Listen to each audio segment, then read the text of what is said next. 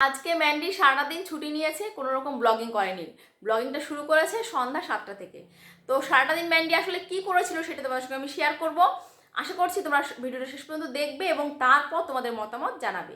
তো চলো, সবাইকে উচিত কথা সঙ্গে দিতে স্বাগতম। আমি রীতা, আর তোমরা দেখছো আমার এই ছোট্ট ইউটিউব চ্যানেল উচিত কথা। তো উচিত কথা বলতে এসছি, কেন ম্যান্ডি আজকে সারাদিন ভিডিও দেয়নি, আসলে সে কি করছিল? কিছু তো নিশ্চয়ই করছিল, তাই না? তো করছিল কি সেটাই নিয়ে আলোচনা করব। তো দেখো, ভিডিওতে শুরু হলো তখন কিন্তু সন্ধ্যা 7টা বেজে গেছে। আর ও বললো যে এখন ও বাসনপত্রগুলো দুপুরে ধুয়ে রেখেছে, আর অল্প কটা বাসনপত্র আছে। আর ও এতক্ষণ লিস্ট করছিল, বাজারের লিস্ট করছিল। স্যান্ডিকে পাঠাবে, ও নিজে যাবে না। মানে ম্যান্ডি বাজারে যাচ্ছে না, স্যান্ডিকে বাজারে পাঠাচ্ছে একলা একলা। আর মেয়ে সকালবেলা পড়ায়নি টিচার, সন্ধ্যাবেলা ওই ঘরে পড়াশোনা করছে। তো তাহলে ম্যান্ডির এমন কি এমন হলো যে ম্যান্ডি বাজারে যাচ্ছে না, ম্যান্ডি সারাদিন ভিডিও করলো না, তাই না? কথাটা হচ্ছে পেটের ব্যামো হয়েছে ম্যান্ডির। ম্যান্ডির হচ্ছে পেট খারাপ। কেন কি বলতো, কালকেই বলেছি যে পরিমাণে খাওয়ার খেলো সকাল থেকে রাত 12টা পর্যন্ত, কোনো সুস্থ মানুষের পক্ষে তো হজম করা সম্ভবই নয়। সেক্ষেত্রে ম্যান্ডি নিজেই কিন্তু তার সমস্যা আছে, তার পেটের সমস্যা আছে, তার ফ্যাটি লিভারের প্রবলেম, তার হাজব্যান্ডেরও শরীর খারাপ। তো সেই রকম মানুষ সকাল থেকে সন্ধ্যা যদি ওই রকম খাবার খায়, একটা নিয়মিত কোনো রুটিন নেই, অনিয়ন্ত্রিত একটা অভ্যাস জীবনযাপন চলছে, যখন যা খুশি ইচ্ছা হচ্ছে খাচ্ছে, যখন ঘুম থেকে উঠছে, যখন ঘুমিয়ে পড়ছে, মানে কোনো ডিসিপ্লিন নেই, লাইফ একটা বেপরোয়া জীবনযাপন। আমি কালকেই বলেছিলাম যে ওই যে খাচ্ছে না, ওই যে সকালবেলা খেলো, ওই যে ইলিশ আর সর্ষে দিয়ে ভাপা করলো, ওইটাতে প্রথমত গ্যাস হয়। সেক্ষেত্রে তুমি 1 পিস 2 পিস ঠিক আছে, মেনে নেওয়া যায়। সারাদিন তুমি যদি আর কোনো মানে ভারী খাবার না খাও, ওইটা ঠিক আছে, তাও হয়। তবুও যাদের হচ্ছে ফ্যাটি লিভারের প্রবলেম থাকে তাদের কিন্তু হজম হতে প্রবলেম হয়, কারণ তাদের লিভারটা কিন্তু ঠিকঠাক ফাংশন করতে চায় না, কোনো রকম রিচ খাবার বা কিছু নিতে চায় না। তো এমনিতেই যাদের নর্মাল, তাদেরও অনেক সময় ইলিশে গ্যাস হয়। সেক্ষেত্রে ওই যে খেলো ইলিশ মাছ সর্ষে দিয়ে, সেক্ষেত্রে খোসা ছাড়ানো হতো, তার একটা সমস্যা কম হতো। এই সর্ষের খোসাটা কিন্তু আরও বেশি কী বলবো, গ্যাস হতে সাহায্য করে। তো ঠিক আছে, খেলো। তারপর কি করলো, গেল হচ্ছে ওই যে পাপড়ি ওদের বাড়িতে গেল। তো ওখানে গিয়ে কি খেলো, ওখানে গিয়ে খেলো হচ্ছে কফি, দুধ চিনি দিয়ে টেস্টি করে কফি খেলো। কফি খেলে বুঝতেই পারছো, দুধ চিনি দিয়ে কফি খেলে এই ধরনের মানুষদের, যারা বাড়িতে খেয়ে দুপুরবেলা ওইটা খেয়েছে, তাহলে হজম করা তো একটা ব্যাপার থাকবে। হজম তোমার শরীরটা তো নিতে পারবে, তারপর তুমি খাবে। সেটাও খেলো। তারপর কি করলো, চপ খেতে গেলো। আমি কালকেই বলেছিলাম চপ খেতে গেছে। এই যে এত কিছু খাচ্ছে না, ঠিক বাঁধিয়ে নেবে, ঠিক এ হজম করতে পারবে না, এর হবে না হজম, এর এর এস ও ও মানে সহ্য করতে পারবে না, ওটা বলেছিলাম কালকে। তো সেটাই হয়েছে। তো তারপরে আবার খেলো কি, ওই যে কি একটা রেসিপি বললো, বেগুন বেগুন মাটন, খাসি মাটন না কি একটা বললো। আমি বুঝলাম না খাসি মাটনটাকে আসলে কি বলে, হয়তো বা খাসির চর্বি দিয়ে বেগুন রান্না করেছে, ওইটাই হবে। তার সঙ্গে কি খেলো, ডিমের কারি খেলো, আর সঙ্গে খেলো ফ্রাইড রাইস আর চিকেন। তো ফ্রাইড রাইস বুঝতে পারছো, ঘি দেয়া, সেটাও কিন্তু ডাইজেস্ট করা ফ্যাটি লিভারের মানুষদের পক্ষে খুব প্রবলেম। সঙ্গে খেলো চিকেন। তো এই সেই খাবারগুলো খেলো। এই খাবারগুলো সন্ধ্যার আগে খেলে তাও একরকম কথা ছিল, খেলো কটায়, রাত 12টার সময় গিয়ে খেলো। তাহলে এইগুলো তো হজম করতে হবে, তাই না? হজম তো করতে হবে, বলে না শরীরের নাম মহাশয়, যা সহ বা তাই সয়। কথাটা একদম ভুল কথা। এই কথাগুলো আমরা বলি বলি নিজেকে মানে প্রতিকূল পরিস্থিতিতে মানিয়ে নেওয়ার জন্য, শরীরকে আমরা চাঙ্গা করার জন্য কথাগুলো বলি। কিন্তু একটা অসুস্থ মানুষের পক্ষে এটা একদম কিন্তু যায় না, অসুস্থ মানুষের পক্ষে যায় না। অসুস্থ মানুষকে কিন্তু শরীর বুঝে চলতে হয়। তো আমি যদি আমার শরীর বুঝে না চলি, শরীরটাও তো সাথ দেবে না, স্বাভাবিক ব্যাপার।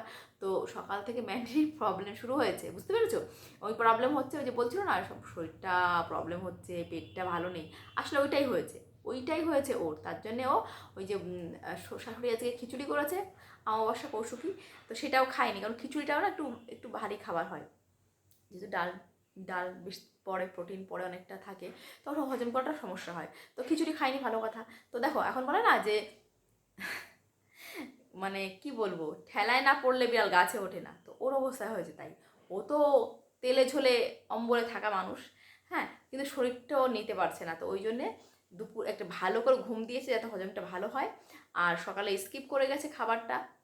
হ্যাঁ, সকালে খাবার ইতিপূর্বে আমি অনেকবার দেখেছি, অনেকবার ওর কমেন্ট বক্সে দেখেছি, দিদি সকালের খাবারটা স্কিপ করো না, কারণ সকালের খাবারটা না স্কিপ করলে শরীরটা কী বলো তো, ডাইজেশন প্রবলেম হয়, মানে শরীর সকালে তুমি স্কিপ করো যে খাবারটা, তোমার শরীরটা না আর যাই ভারী খাও না কেন ওটা শরীরটা নিতে চায় না, শরীরটা ওটাকে নিতে চায় না, ওই আমাদের ডাইজেস্টিভ সিস্টেমটা উইক হয়ে পড়ে। তো ওই জন্য সকালে কিন্তু কখনোই ওই মানে যে কোনো কারণেই হোক তোমার স্কিপ করা উচিত নয়, কিন্তু এখন তোর কিছু করার নেই, ও তো ট্রলটা যাচ্ছে আসছে আসছে আর যাচ্ছে, ক্যামেরাটা কী করে অন করবে, কখন অন করবে, তাই না? তো ওইটা হচ্ছে ব্যাপার, সেই জন্য সারাটা দিন আর কোনো কিছু শেয়ার করতে পারেনি। আর স্বাভাবিকভাবে যেহেতু ব্লগিংটা ওর ওইটাই তোর কাজ, তো সেই জন্য সেটা করতে পারেনি বলে নিজের মধ্যে কোথাও একটা গিল্টি হচ্ছে। তো এটা হয়, আসলে কী বলতো, চোখে সহ্য হয় না, খেতে পারবো কি পারবো না ওটা বড় কথা না, মানে চোখের খিদে ওর মেটে না, ও খেতে পারুক সে না পারুক, খাবার দেখলে ওর মানে স্থির থাকতে পারে না। যাই হোক, সেটা হলো সন্ধ্যাবেলায়, তারপর কী হলো, একসঙ্গে রান্না করো আর বলে এটা আমার আবিষ্কার। দেখো আমি রান্নাটা আমার আবিষ্কারের মধ্যে কবে থেকে পড়লো এটা আমি ঠিক বুঝলাম না। রান্নাটা আমি সত্যি বুঝলাম না যে রান্না কোনোটা রান্না নিজে নতুন উদ্ভাবন করাকে আবার কবে থেকে আবিষ্কার করা বলে। আমরা জানি আবিষ্কার করা মানে কোনো যন্ত্র, কোনো জিনিস তৈরি করাটাকে বোঝায়, কিন্তু রান্নাটা যেহেতু একটা আর্ট, শিল্প আবার কবে আবিষ্কারের মধ্যে পড়লো, রান্নাটা একটা রন্ধন শিল্প, তো সেটা কবে আবিষ্কারের মধ্যে পড়লো, রেসিপিটা তৈরি করা আমরা শুনেছি, রেসিপি আবিষ্কার আমি শুনিনি। যাই হোক, ম্যান্ডির কাছ থেকে শিখলাম যে রেসিপি কোনো কিছু নতুন তৈরি করলে সেটাকে আবিষ্কার করা বলে। তো বারবার দেখলাম কথাটা বলছে, আর ম্যান্ডি খুব ক্রেডিট নিতে ভালোবাসে, প্রশংসা পেতে খুব ভালোবাসে।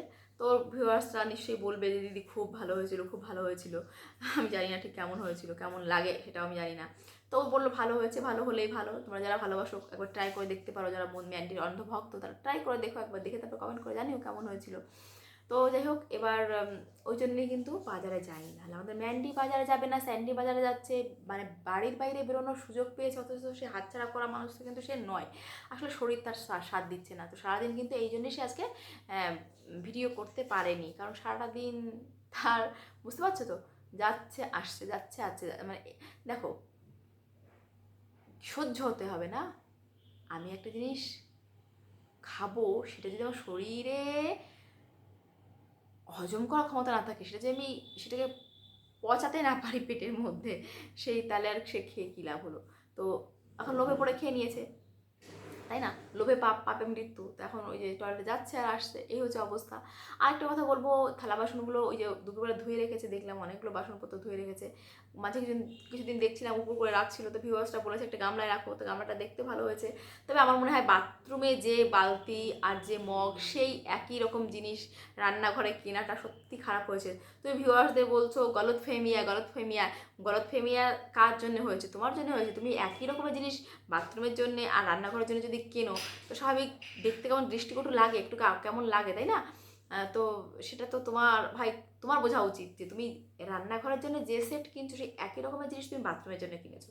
এটা তো না করলেই পারতে, বাথরুমের জন্য একটা আলাদা কিছু কিনতে পারতে, আলাদা সেট, আর ওখানে জন্য আলাদা সেট, মানে একই রকম দেখতে হলে সে কেমন মনে হবে না? মনে তো হবে যে হ্যাঁ ওটা বোধহয় এখানে নিয়ে এসছে।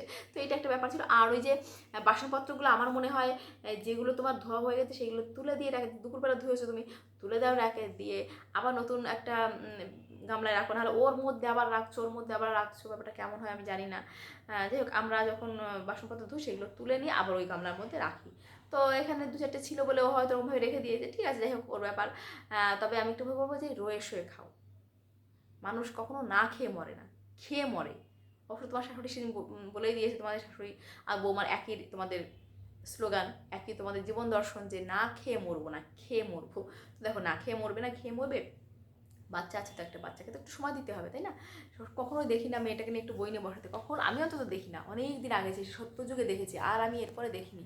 যতই তোমার বাচ্চাকে টিউশন টিচার পড়িয়ে দিয়ে যাক না, কারণ আমার মনে হয় মা বাবার কখনো একটু দেখা উচিত, দেখা উচিত। তো যাই হোক, তোমাদের টাকা আছে, তোমার টাকা দিয়ে সব কিছুকে হ্যান্ডেল করতে পারছো, ভালো কথা।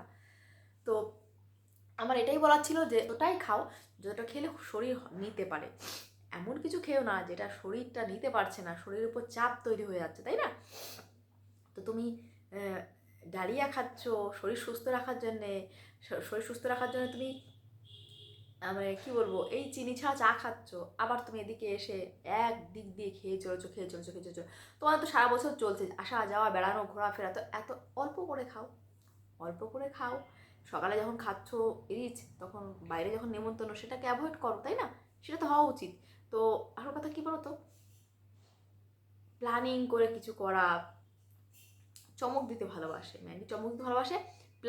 প্ল্যানিং করে বুদ্ধি করে কিছু করা, এইগুলো ওই যে ভিউয়ার্সরা যেদিন বলবে তারপর ভিউয়ার্সদের উপর ছেড়ে দিয়েছে সব কিছু। ভিউয়ার্সরা ওকে শেখাবে কী করে সংসার করতে হবে, কী করতে হবে, কী করে না করতে হবে। হ্যাঁ, ও লাকি ভিউয়ার্সরা ওকে এখনও ওকে সহ্য করে, ওকে ভালোবাসে, ওকে শেখায়। হ্যাঁ, তবে একটা জিনিস কি, ও শিখছে, ও ভিউয়ার্সদের কথাকে দিচ্ছে, সম্মান দিচ্ছে, এটা একটা বড় ব্যাপার। তো ব্যাপারটা এটাই বলার ছিল আমার, যে আসল কথা ওর হচ্ছে পেট খারাপ, পেটে গন্ডগোল, হজমে গন্ডগোল।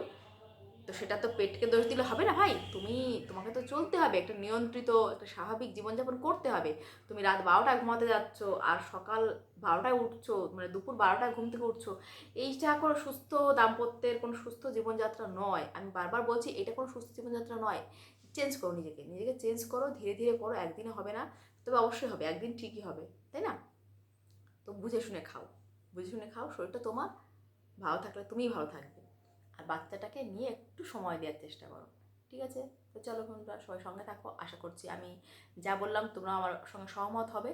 তো যদি সহমত হও অবশ্যই কমেন্ট করে জানিও, আর যদি সহমত না হও তাহলেও কিন্তু কমেন্ট করে জানিও। তো চলো, এখন এই পর্যন্ত দেখা যাক, ম্যাডাম সন্ধ্যাবেলা লাইভে আসবে বলেছেন, দেখা যাক। তো চলো।